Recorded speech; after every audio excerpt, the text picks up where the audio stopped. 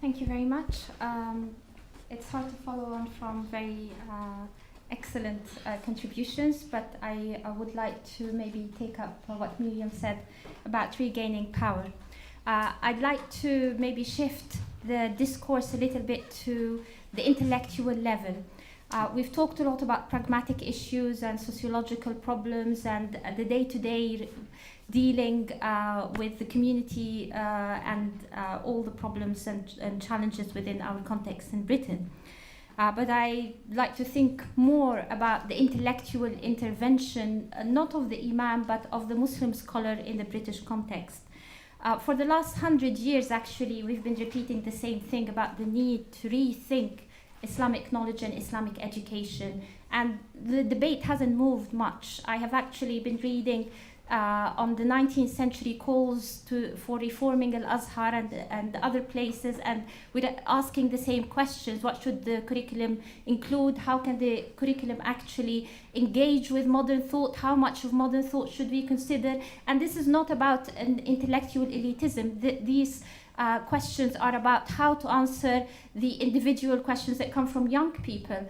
My daughter, when she became a teenager, she asked me a lot about sexuality and homosexuality, and we didn't find any compelling answer from Islamic scholars. So we had to go and read historical material, Western material, to find ways of thinking about how these categories of thought came about. So basically what I'd like to call for, I have 2 points that I'd like to make. One is that it is fundamental in training Imams and Muslim scholars in general to bring in modern thought, not just to think about society or from the social scientific point of view, but to think philosophically and make a cultural and intellectual intervention in Western society, not just for inward or for inward-facing problems or questions, but also to start making an intervention into the discourse at large in British society and in Europe. And I don't mean reconciliation necessarily. It could be a critical intervention about the contribution of Muslim thought to the history of Europe, not just from an apologetic point of view, but I could elaborate in the Q&A. So the next point that I would like to make is one of the problematics that Islamic scholarship in Europe and in Britain deals with today is the question of gender. And because of that lack of philosophical grounding and this fear of feminism and raising the gender question, we have many problems, and we do have a crisis in the discourse.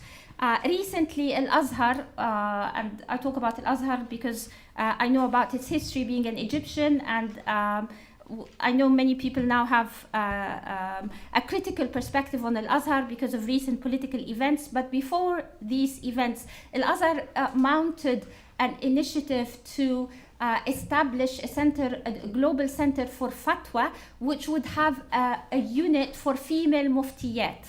This is something that it's a gate that could be utilized in Muslim theology, whereby Muslims could be trained to give and dispense Islamic knowledge. We keep saying that, you know, Muslim women contributed to hadith material, they transmitted the hadith, they gave fatwas, they even occasioned a considerable part of the Quran.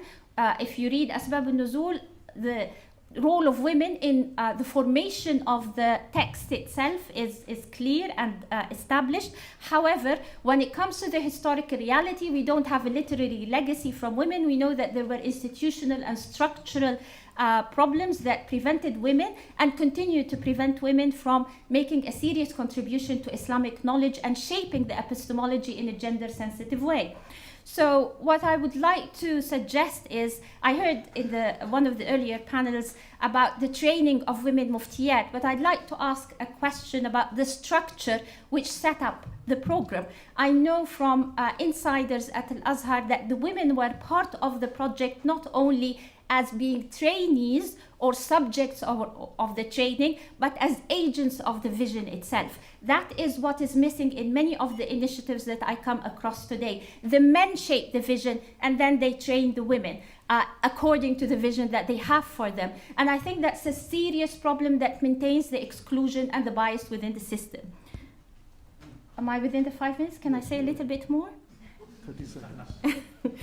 Okay, so one of the things that came up today, and I don't mean this as a personal criticism, is the idea of the problem of the ecosystem. I don't think we should naturalize the issues and the biases within the community, because they are not organic. They are structural and institutional, and we do need to target institutions. We do need to have women at the higher level of decision making, even though they might not be extremely well trained alimat or muftiyat as of yet, but they need to be included in the shaping of that vision.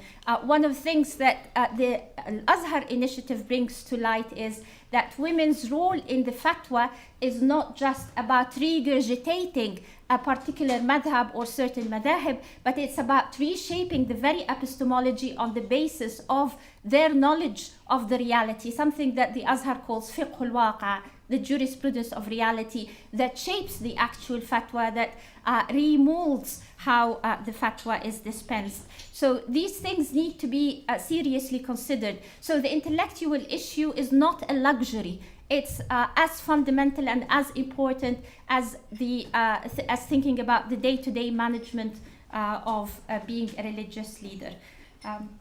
Yeah, thank you.